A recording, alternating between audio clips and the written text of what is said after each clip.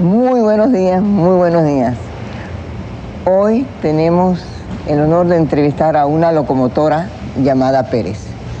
Esa es una de las maneras con la cual el diario de Caracas titula El triunfo del presidente Pérez, el cual lo sabíamos desde hace mucho tiempo.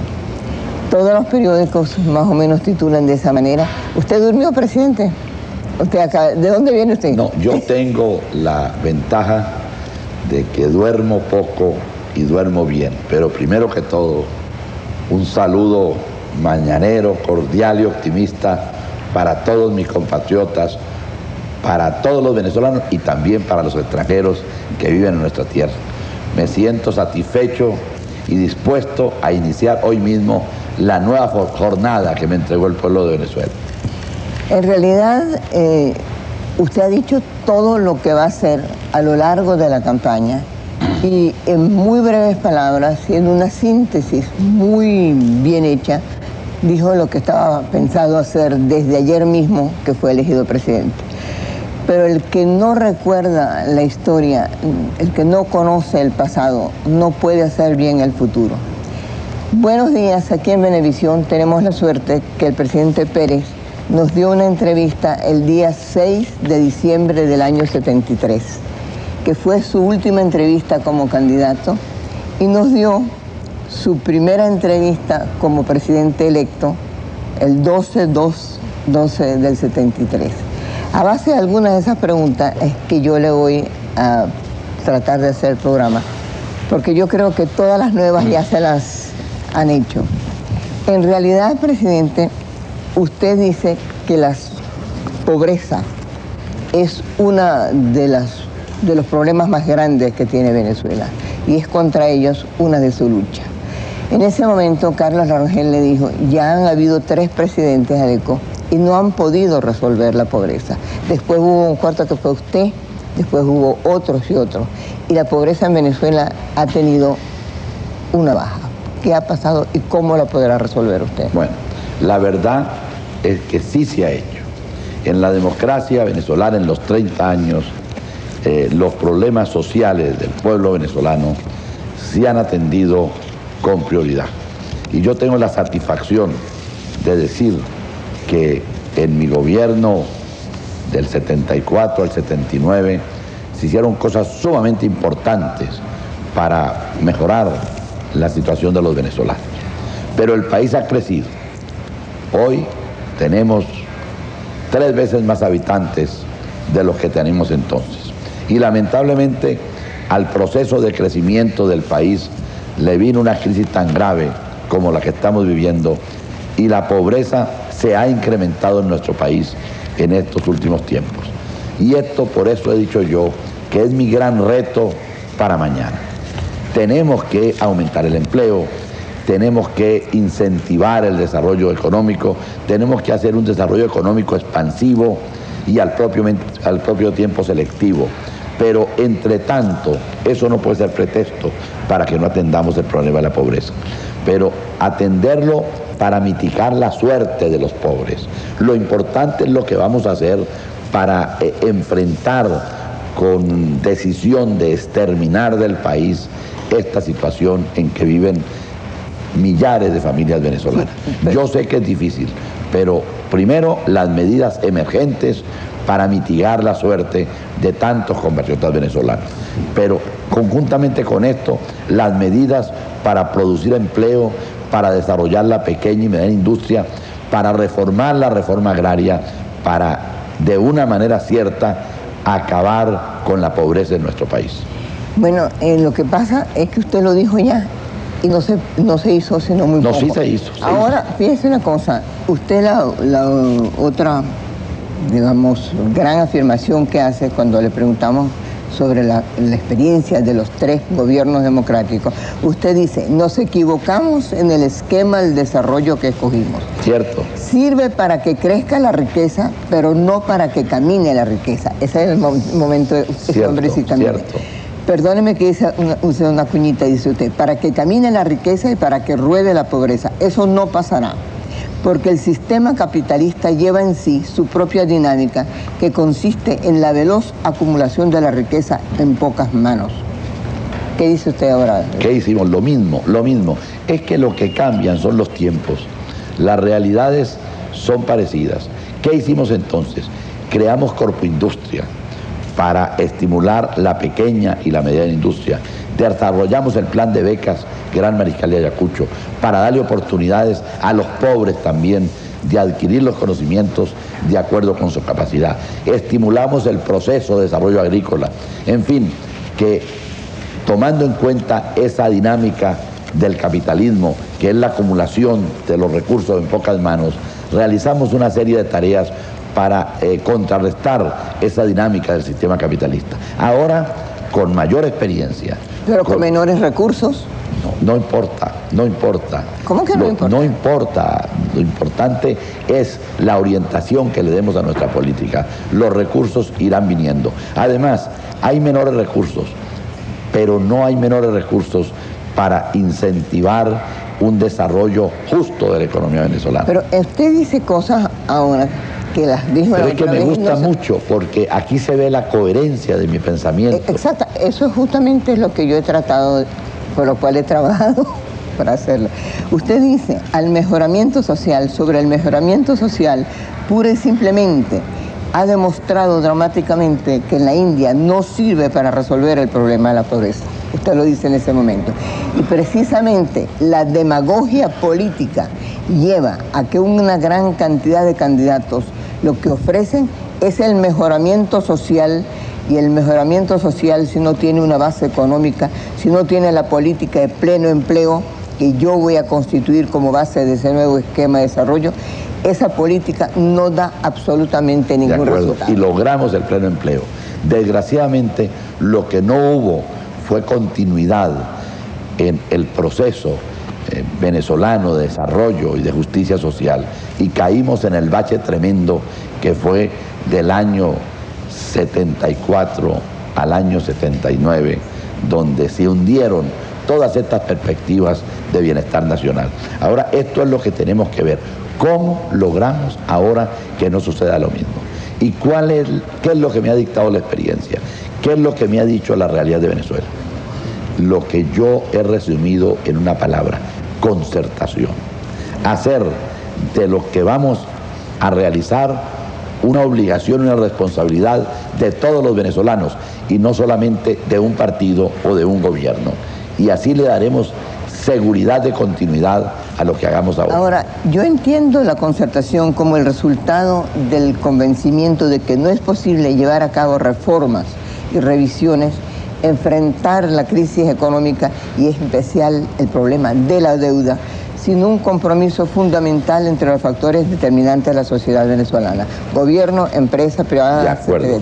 Ahora, díganos cuáles serán las bases de esa concertación.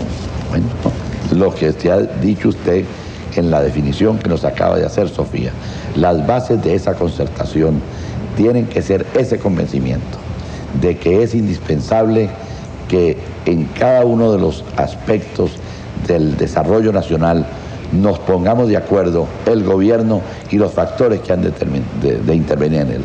En materia económica, la concertación tiene que ser entre el sector de la empresa privada, el sector obrero y el gobierno. Pero esa es una parte de la gran concertación nacional. Si no logramos estimular el propósito de modernizar a Venezuela, no va a dar resultado lo que hagamos en materia económica. Entonces tiene que venir una concertación con las universidades, con los científicos, con los técnicos, para comprometernos a un proceso mediante el cual la ciencia y la tecnología tomen en sus manos el aseguramiento del proceso de desarrollo. Muchos presidentes, justamente por el temor al costo político, llaman concertación complacencia, y eso es sumamente grave. No, la concertación no puede ser complacencia, porque la complacencia tiene que satisfacer a alguien contra alguien, y la concertación tiene que aunar el esfuerzo de todos los factores que van a intervenir. Por ejemplo, usted tiene el problema de la educación. Solamente allí usted tiene 50 sindicatos. Tiene usted el problema de la universidad, a la cual le tienen miedo todos los políticos y le dan todo el dinero que al cual pagamos todos los venezolanos. Mentira, por primera vez hubo un candidato que dijo, hemos tenido suspicacias, hemos tenido prevenciones frente a la educación. Los resabios autocráticos de temor a la universidad no han desaparecido de los gobiernos venezolanos. Vamos ahora a abatir esas barreras y vamos a llamar a la universidad, profesores y estudiantes, a un compromiso y vamos audazmente a entregarle a la universidad responsabilidades. De manera que ahora la concertación con la universidad la vamos a intentar a fondo, por la base. Presidente, sin ninguna falta de respeto, si dicen, claro, eso, lo que yo estoy repitiendo es lo que usted decía en el 73. Sí, pero en aquel momento yo no dije esto. No, en eso no, estoy diciendo, pero ahora sí. Ahora, las las universidades siempre han dicho lo mismo y nunca han cumplido. Lo único que han pedido siempre son mayores presupuestos. Pero ahí está el error nuestro, aferrarnos a preconceptos y no tratar de cambiar esas realidades. Ahora, fíjese una cosa, usted dice algo sumamente importante que yo creo que es básico para la democracia. La administración pública que va a castigar a los que trafiquen con los dineros públicos, porque en Venezuela, con mucha razón, hay una actitud siempre de desconfianza hacia el Estado como administrador, y con mucha razón, ¿sí o no? Claro. Pues entonces, ¿por qué vamos a decir que usted así lo va a cambiar? No lo voy a cambiar yo, lo vamos a cambiar todo. Este es el cambio esencial en lo que yo voy a hacer en el gobierno. Bueno. Si yo luché contra la corrupción y fue el primer gobierno en la democracia que lanzó escándalos de corrupción a la calle para enfrentarlo de esa manera. Resultó un proceso negativo en el sentido de que me quisieron a mí acusar de ser el presidente de un gobierno corrupto. No fue así, el pueblo me lo ha demostrado ahora cuando me vuelva a elegir presidente. Pero traigo la experiencia de que la corrupción no podemos combatirla como yo intenté combatirla en el pasado, sino que ahora vamos a crear la corresponsabilidad en torno a este proceso. Pero a mí me encanta que estén citando palabras mías de entonces y que se vea cómo yo mantengo esa cohesión extraordinaria. Justamente eso ha sido mi trabajo y además el honor de haberlo entrevistado tantas veces. Vamos a ver un pequeño video de una primera campaña suya. Por favor, Marco. Mire, y un cafecito, que ahora no hay ni café aquí. Pero mire esto que es que yo le voy a preguntar.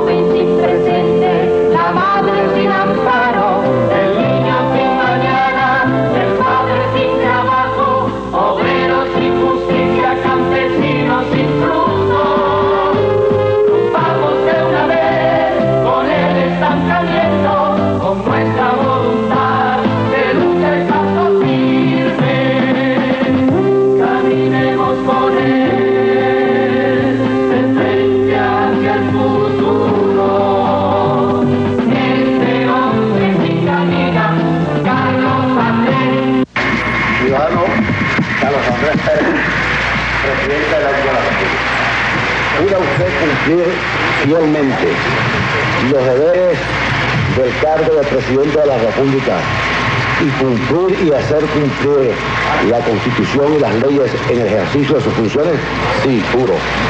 Si así lo hicieran, que Dios y la patria os lo premien y si no, que os lo demanden.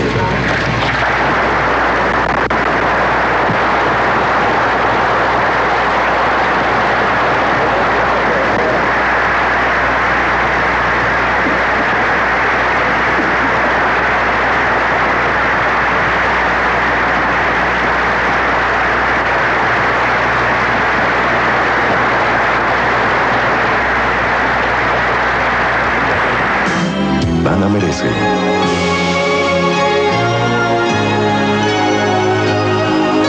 Mavisa, calidad en su mesa.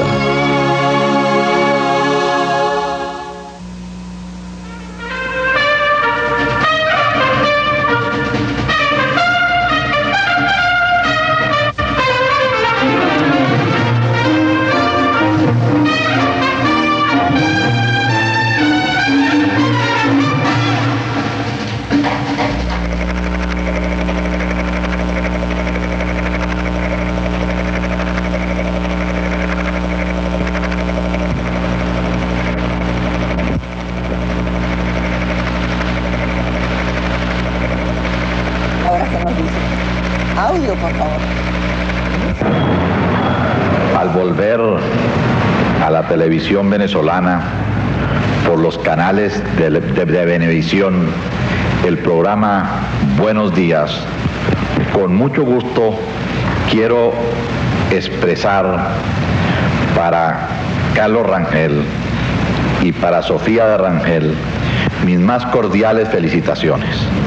Recuerdo con honda satisfacción las veces en que participé en este programa, aun cuando en muchas oportunidades fui polémico frente a las preguntas que se me hicieron.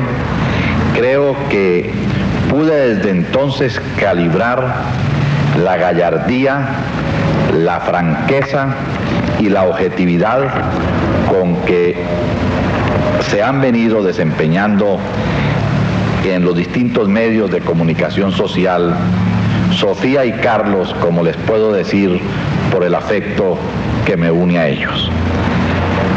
Debo aprovechar esta cordial y grata ocasión para decir que el programa Buenos Días es una demostración cabal de la importancia que en la televisión han tomado los programas de opinión. ¿Qué dice usted de optimismo y pesimismo que ha sido la primera tesis del año?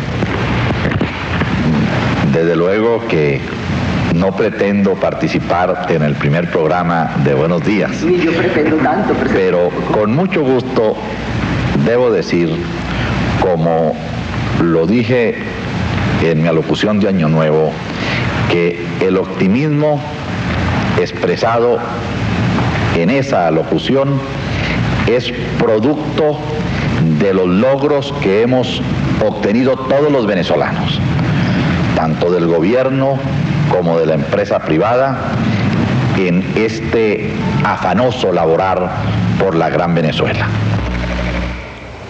Bueno, Sofía, hoy puedo repetir lo mismo que dije entonces sobre ti, sobre el programa, y en un recuerdo para Carlos, que no lo olvidamos nunca.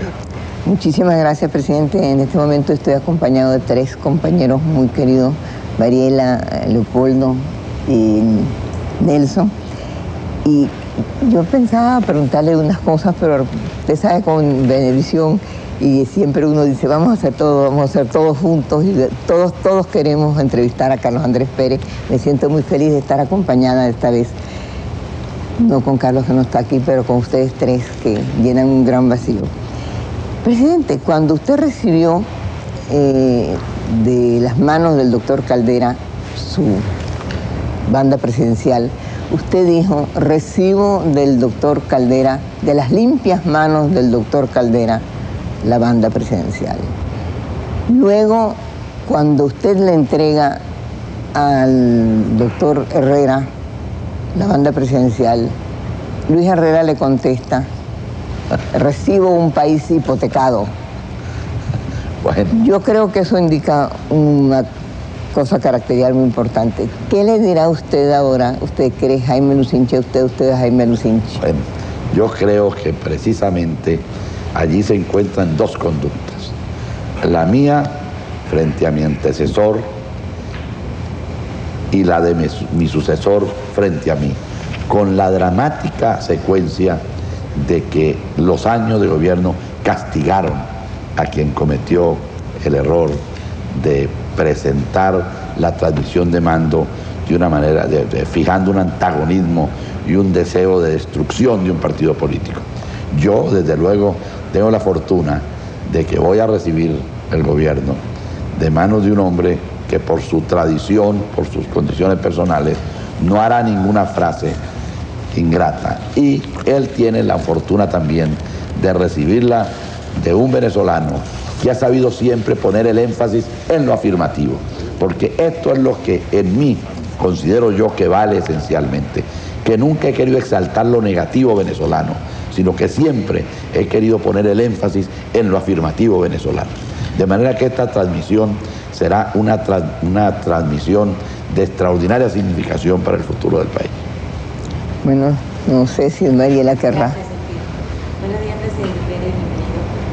Yo quería irme un poco hacia la situación de los resultados electorales, tomando en cuenta que en cuanto a la votación de Acción Democrática, ciertamente ganó en todo el país según las primeras proyecciones, aunque todavía no hay totales. Eso por un lado, pero hay estados en donde, por ejemplo, como Lara, donde la diferencia en realidad fue muy baja según lo que tenemos de primera línea. Y además de eso, hubo un hecho curioso, usted ganó en el amparo. Bueno, creo que Dios premia a quien bien se comporta. Lo del amparo en cierta forma era un reto y se llegó a especular en la campaña electoral de que el amparo no votaría. Ahora resulta que el amparo no solamente votó, sino votó por mí. Lo primero es que los habitantes de este pueblo alejado de nuestra tierra, de este pueblo fronterizo, creen en la democracia y creen en la justicia. Y que no se dejó llevar por las prédicas de que se estaba manipulando la verdad de lo que allí pasó. Mi primera palabra, apenas conocí los sucesos, fue de solidaridad con el pueblo del Amparo y de señalar que no podían ser guerrilleros las personas que murieron en aquella espantosa circunstancia que todos hemos lamentado. Eso el pueblo del Amparo lo entendió y Venezuela lo entendió. Y lo que se quiso convertir en una acción contra mi candidatura y contra el gobierno ha revertido de esta manera. Ahora, el problema, nosotros lo de Lara ya lo sabíamos. Hay ciertas circunstancias en ciertos estados de la República que llevaban a una porción importante de la población a votar en condiciones de protesta. Pero lo importante es que yo he ganado en toda Venezuela. Lo del amparo también. Pero No, sigue, tú sigue. No, lo del amparo demuestra que como que la gente no cree en lágrimas de cocodrilo, ¿no? De acuerdo. Esta campaña electoral nos trae muchas lecciones. Yo creo que hacia el futuro los partidos y los candidatos van a pensar mucho en la estrategia de la campaña y van a llegar a la conclusión de que la manipulación de la noticia, la exageración de los hechos y no pagan, que lo que paga es un lenguaje claro y sincero frente a la realidad nacional. Bueno, yo estoy de acuerdo cuando dijo mi amigo Nelson, lágrimas de cocodrilo, porque iban muchas lágrimas, porque habían muchas vidas perdidas. Y esas lágrimas son de toda Venezuela, sí, pero no usarlas políticamente. A eso es lo que voy. Sí, porque el pacto institucional se mantendrá en el próximo periodo con la el pacto institucional con la primera fuerza de oposición. Yo no sé qué pacto institucional. Eso depende del partido que rompió toda esta estructura que habíamos mantenido. Por ejemplo, frente al problema colombiano, que es un problema fundamental para Venezuela, mantuvimos siempre una actitud similar. Yo tuve el gusto de decir, cuando hacía el resumen de lo que había hecho en el gobierno, que había seguido en este campo la acción iniciada por el presidente Caldera. De manera que a mí me preocupa lo que va a pasar hacia el futuro, porque quienes comandaron ahora al partido de oposición no respetaron estos bases fundamentales de nuestro entendimiento. Pero lo importante es que yo no llego con una factura en la mano para pasar una cuenta de nada. Lo importante es el comportamiento que se adopte allí. Y de otra parte, ahora el pacto institucional se va a ampliar, porque la concertación le da un nuevo matiz a este pacto. Ahora tan importante para mí es concertar con el partido de oposición, como concertar con Fedecámara, como concertar con la CTV, como concertar con los estudiantes universitarios, como concertar con las universidades. Es decir, ahora viene, yo creo, una ampliación del concepto sobre el cual pusimos a funcionar la democracia en el pasado. Yo estoy repitiendo lealmente lo que fue mi discurso electoral, porque yo me considero hoy que poseo un mandato claro, que el pueblo venezolano no votó por mí por más simpático, por más hermoso, sino que el pueblo venezolano votó por mí por las ideas centrales que yo le presenté para el próximo gobierno. Bueno, no votó por usted ni por más simpático ni por más hermoso, pero sí por una cosa que no se compra en farmacia, que es carisma.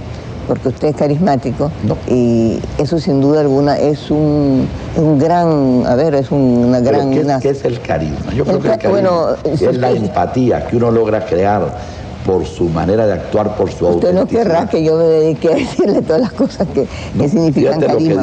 Lo que dice el periódico que leíste, la locomotora. La locomotora. Es decir, un hombre que está actuando permanentemente. Bueno, y otros quizás por actuar menos, es decir, el carisma no es ingresos